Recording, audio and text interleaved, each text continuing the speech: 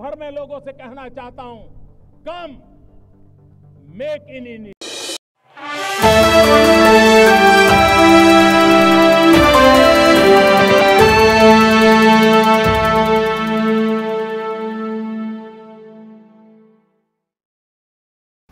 रुद्रप्रयाग के गौरीकुंड के गौरी माई खर्क में क्रैश हुए हेलीकॉप्टर के लिए आर्यन कंपनी के 2 मैनेजरों पर मुकदमा दर्ज किया गया है। फाटा के राजस्व उपनिरीक्षक ने कंपनी के खिलाफ सोनप्रयाग पुलिस में रिपोर्ट दर्ज कराई है, जिसमें कहा गया कि लापरवाही से यह हादसा हुआ।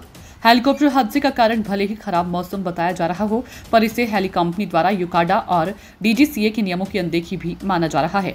इस संबंध में दी गई तहरीर में कहा गया कि सुबह 5:24 पर आर्यन हेली कंपनी को सुबह 6 से 7 बजे वाला स्लॉट आवंटित हुआ था, पर कंपनी ने हेलीकॉप्टर को सुबह 5:11 पर ही उड़ाना शुरू कर दिया था। केदारनाथ से वापसी में सुबह 5:24 पर यह हादसा हो गया। हादसे में 7 लोगों की मौत का माना जिम्मेदार।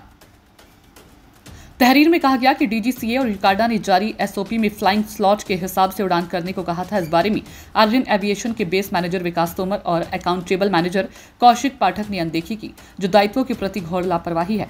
फाटा राजस्व उपनिरीक्षक ने हादसे में 7 लोगों की मौत के लिए कंपनी के दोनों मैनेजरों को सीधे तौर पर जिम्मेदार माना है।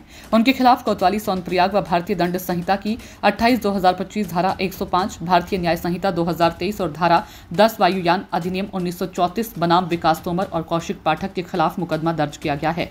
कोतवाल राकेंद्र सिंह कठैत ने बताया कि मुकदमा दर्ज होते ही अग्रिम कार्रवाई अमल में लाई जा रही है। उधर हेलीकॉप्टर को क्रैश होता देखने वाली नेपाली मूल की शर्मिला और उसकी बहन संजू भी सामने आई। उन्होंने पूरी कहानी बताई है। दोनों बहनों ने बताया कि कोहरा काल बंद कराया और हेलीकॉप्टर के गिरते ही कुछ समय में साफ हो गया। तब तक सब कुछ खत्म हो चुका था। हमसे बस 20 मीटर की दूरी पर हेलीकॉप्टर गिरा, जो आग से धू धू कर जल रहा था। हमने घटना के बारे में ठेकेदार को बताया तो उसने अन्य को बताया होगा। गौरीकुंड में रहने वाली दोनों महिलाएं अन्य स्थानीय महिलाओं के साथ रविवार को सुबह 4 बजे गौरी माई खर्क के लिए निकल गई थी।